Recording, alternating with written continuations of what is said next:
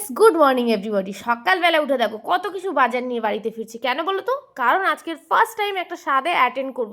এর আগে কখনো স্বাদে আমি নিমন্ত্রণ পাইনি, আর যাওনি। বাড়ি থেকে নিমন্ত্রণ করলে আমি যাইনি। কিন্তু কি নিয়ে যাব, কাউকে কিচ্ছু না জিজ্ঞাসা করে নিজের মতোভাবে একটা গিফট কিনেছি। আর হ্যাঁ, এই জামাটা পরে নেব। তো এই জামাটা দেখো এরকম।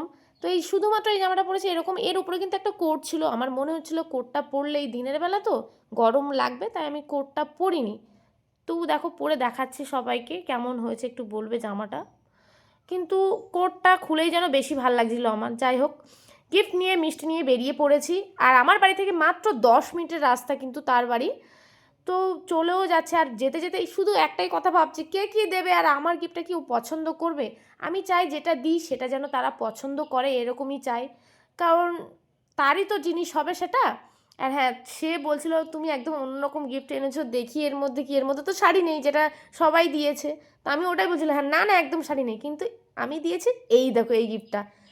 অপছন্দ হলেও কিন্তু সে বলবে খুব পছন্দ, কারণ ছবিটা দেখেই অপছন্দ করার মতো না। আর সে কী বলেছে জানো, আমি এই গিফটটা নিজের বাড়িতে নিয়ে যাব, যেখানে ওর শ্বশুর বাড়ি। এটা শুনে তো আমি খুব খুশি হয়েছি, আর নাচতে নাচতে বাড়িও চলেছি। টাটা।